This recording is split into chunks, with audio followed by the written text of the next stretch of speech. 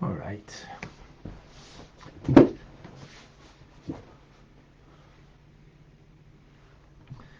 Well, welcome, folks, to Tanya Today. I'm Rabbi Fine, coming to you from Chabad Judaism.Chabad in Montreal, Canada. It's a privilege and a pleasure to share with you the Tanya. We welcome Diane in Arizona. Good morning. And Eugenia in Calgary is with us. We're going to compete for some snow because it's snowing here. Yeah. Susan is with us in Scranton, Pennsylvania. Michael is in Germany. Andrea in Phoenix, good morning. Mark, welcome. Jan in Mexico, shalom. Aliba and Davida, good morning in New York. John is with us in North Carolina. Leah in Florida. Anna in New York has joined us. Uva in Seattle. Welcome, Uva. Zar, Malaysia. Holly is in Florida. Sandy in... Excuse me 1 second. Hello? Who is it? Yep, come on in. Mark in Santa Rosa, California. Who else is here? We said Sandy in Michigan. Johan is in California. Daphne in South Carolina.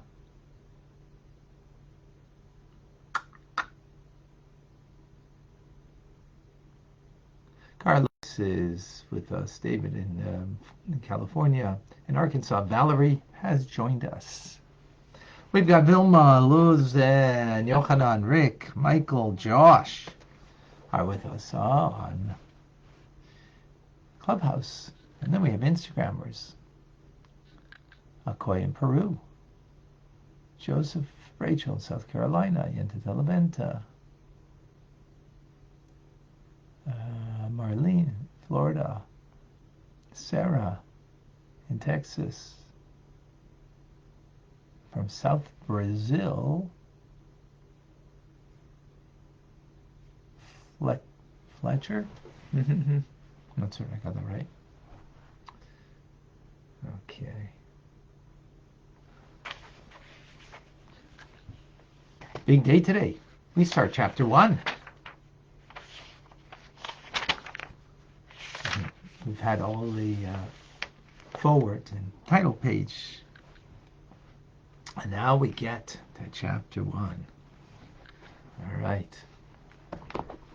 So, Tanya b'soy perek gimel denida.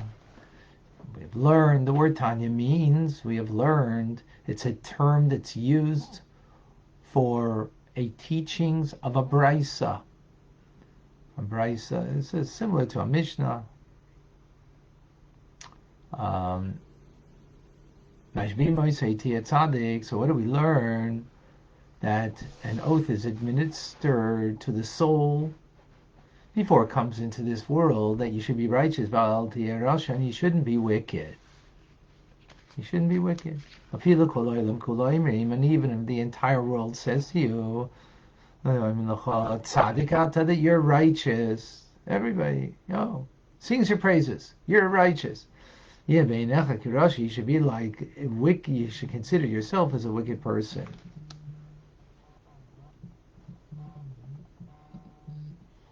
Consider yourself as a wicked person.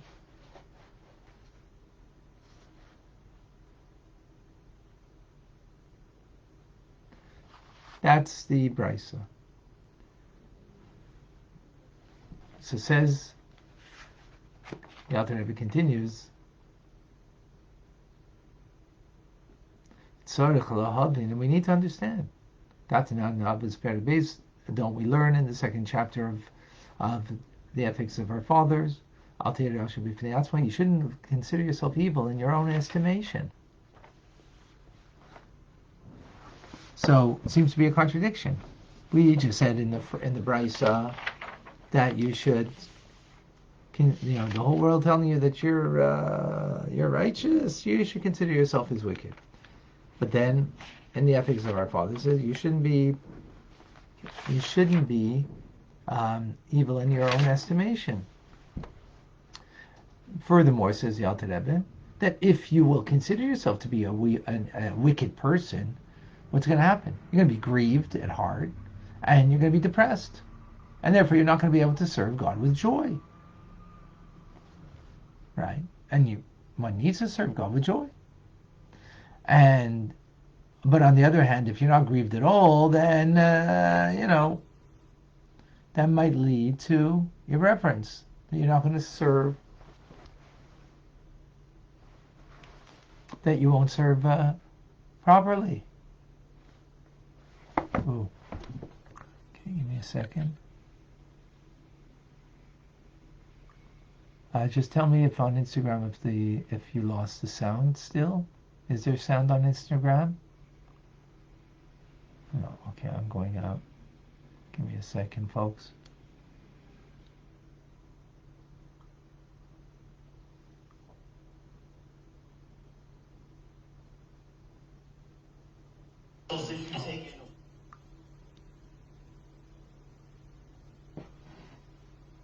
Okay.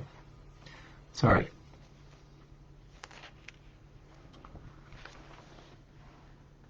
So, we have a contradiction from one teachings to another.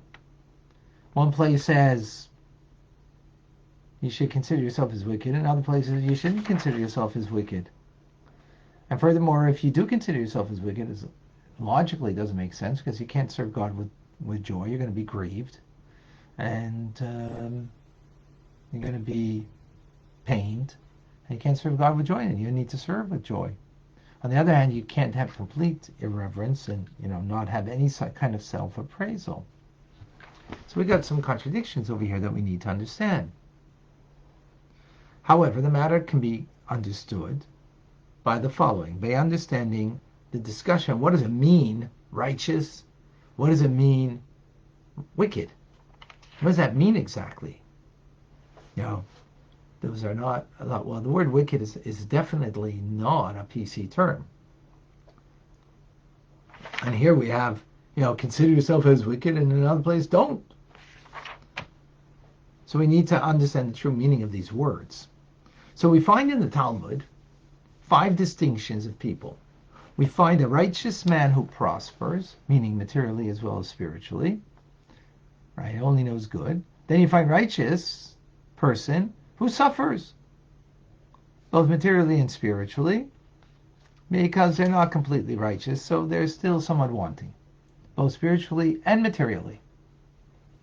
Then the Talmud continues and says there's a wicked person, a rasha, right? Probably should use the Hebrew terms, because when you say it in English,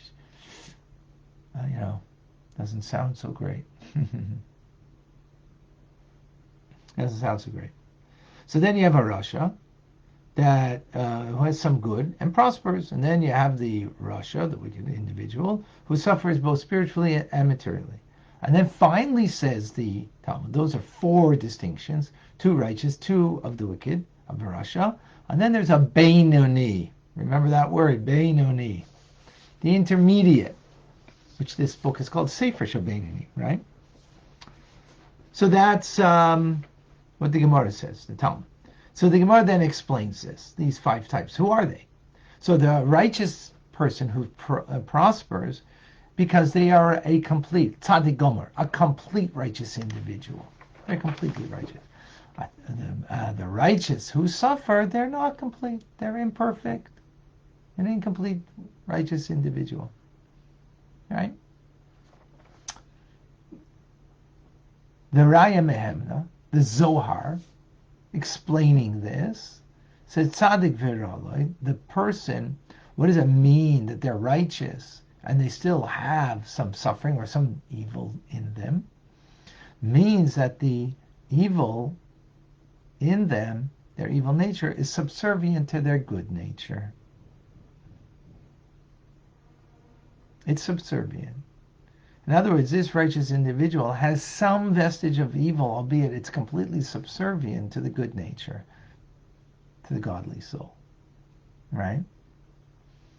And someone who is a complete righteous individual is completely completely transformed that nature. That quotes now the Alter Rebbe in the Talmud, that it says that the righteous are judged, meaning motivated and ruled by their good nature, while the wicked are motivated and ruled by their evil nature. Which, of course, we're going to learn what does it mean, a good nature and evil nature, because we're going to learn about a godly soul and an animal soul. Right, so we'll learn those things soon. Then continues the Talmud, says, that the intermediate are judged by both their good and evil nature. Continues the Talmud and says, Rabbi made a declaration. I, for example, are a Beinani. His student Abaya then says to him, Rabbi, you're the master, you're the teacher. You are the one. If you're the one, you make it impossible for any of us to live. Because you're the greatest of the generation, and you only consider yourself to be a Beinani, an intermediate individual? That means we're lesser than you. That means we're a Rasha, a wicked. And as it says about the wicked, even when they're alive, they're considered dead, like the walking dead. In other words, not truly full of life. Not truly full of life. So that's what the Talmud says. So, to understand everything that we just mentioned, right, how do we define this Beinani, where Rabbi calls himself, the leader of the generation calls himself merely a Beinani? We need to understand that. We also need to understand what it says in the Talmud that Job made a statement that Barasa Tzadikim Barasa Rishoyim. God, you created the righteous and you created the wicked. Right. Again, it's about this terminology of righteous and wicked that we need to grasp. But together with that, it'll give us an understanding of this statement. Question being, God never says who's righteous and who is wicked, because that would take away freedom of choice. God will declare before we're born if we're going to be wise or foolish, if we're going to be strong or weak, right? Tall or short, all these things. But God doesn't decree if you are going to be good or bad, right? Fundamental to Judaism is freedom of choice. God doesn't take that away. So what does this mean over here? That Eve is saying that you created the righteous and the wicked. We also need to understand what is the true definition of a Beinani. How do we understand the nature, the mahus of the Beinani, the essence of what the Beinani is? Certainly, it can't be someone who's half virtuous and half bad, right? Another Beinani means in between. He's an in-betweener, in between righteous and wicked, right? And, so he's like 50-50 on the line. Can't say that, because that would mean that Rabbi made a big error in saying that he's a Beinani.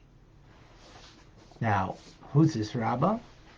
He studied and was so engaged in serving God that even the angel of death couldn't take him away from this world, had no dominion over him. Right? Had no dominion over him. So he's such a lofty soul. How could he make a mistake and think that, oh, half the day I do good stuff and the other half of the day, He wasn't a 50-50er in his actions, in his speech or his thoughts. So what does it mean here? How could that make any sense? And furthermore, a person's, when can you call a person a Beinoni exactly? Because if you sin, that means you have a stain on your shirt. And you always have a stain unless you clean it. If you sin, if you don't take care of it, then you've got a stain. You've got a stain on your soul. And therefore, that's what wicked means. Wicked means that because of something you've done, you've stained yourself. The stain doesn't go away by itself on a shirt. It doesn't go away by itself in the soul until you do something about it. And once you do something, which is called tshuva, repentance, well, then you've cleansed it. Then what are you? You're righteous. Right? You're righteous. So the question is even then stronger. What exactly is this in between state of being? How do we get it? Right.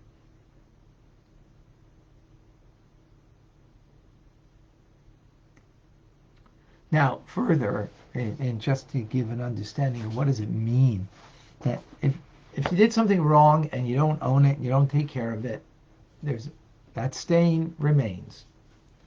We understand that when it comes to a shirt. All the more so when it comes to our soul. All the more so. So, but once you did take care of it, then you're reinstated. You're cleansed. You're righteous.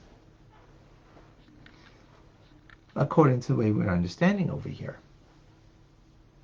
Now, what does it mean to stain yourself? So it doesn't mean just merely something that is a biblical prohibition that one transgresses, but it can even be a minor prohibition that's of rabbinic nature. And all the more so if you neglect a positive commandment. And actually, if one is able to study Torah and does not do so, our sages say that you have despised the word of God. And that person is called a rasha. That's wicked.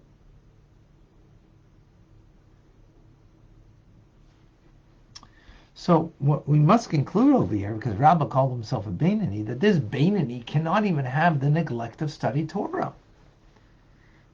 Doesn't neglect that study. So with that, we can at least understand a little better why he made a mistake and thought that he was merely a Beinoni. Because a Beinoni doesn't have a neglect of even not a simplest, I shouldn't say simple at all, but that, whenever you have an opportunity, you study. So he had whatever opportunity, he did study. And therefore,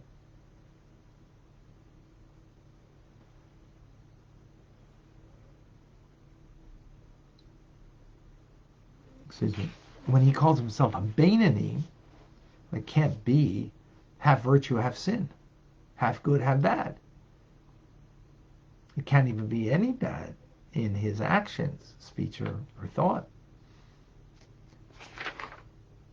The Alter Rebbe concludes with a note, the small print.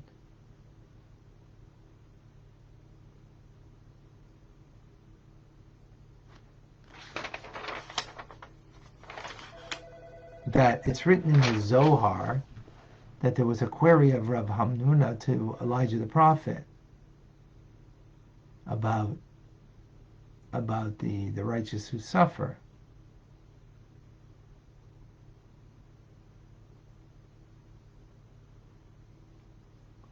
The meaning of the righteous man who suffers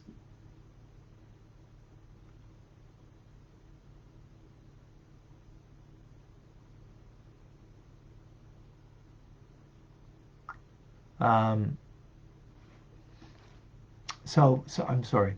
So he's asking to Elijah the prophet that the righteous man who suffers is meaning he's mostly good, but some bad. So that means a Beinoni would be intermediate, a mixture of good and bad. According to the answer of Elijah, the righteous man who suffers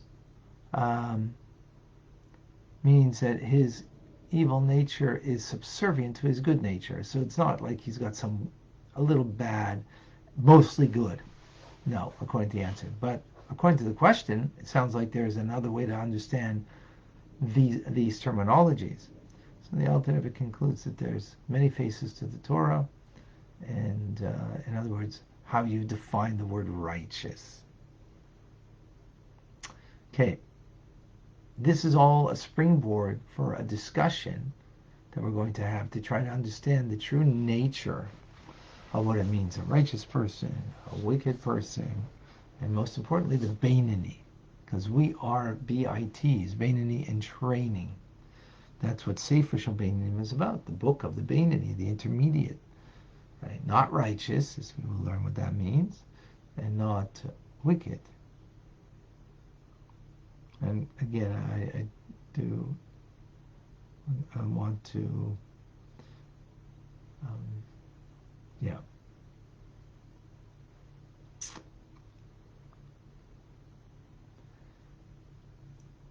Yeah, this is the springboard. Deeper level we'll come to understand.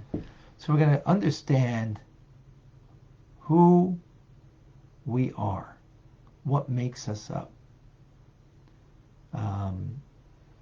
In chapter 2 through 5, the godly soul, 6 through 8, the animal soul. And when we understand the makeup of it, then we can understand who's talking to me. And therefore, how am I dealing with that voice within me? Okay. Reminder, folks, this Sunday, the first light of Hanukkah,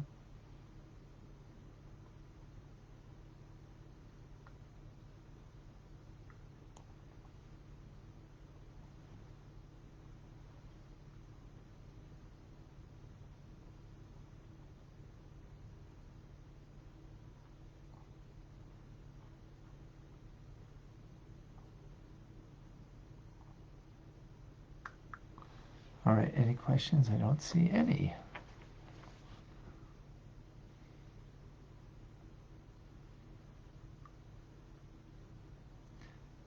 Day one. I don't know if it's day one. Chapter one.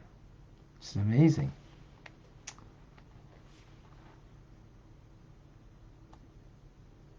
All right.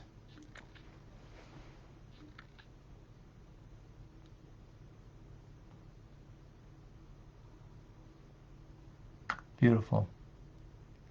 All right, folks. Rambam is coming up. We will continue our conversation. Beautiful conversation is beginning of truly understanding our great potential. I'll leave you just with a quick story. There was a student who was coming to yeshiva of the Kotzker Rebbe, who lived in the 1800s. And the Ger Hasidim, they come from the Kotzker Rebbe. And the student, so he interviewed him to see if he was fitting for the yeshiva. And he asked, why do you want to come to this yeshiva? Because I want to get closer to God. He says, well, if that's the case, then go home. Because God's everywhere. To get closer to God, you can do that anywhere. You don't have to come here for that. Wherever you are, you can get close to God.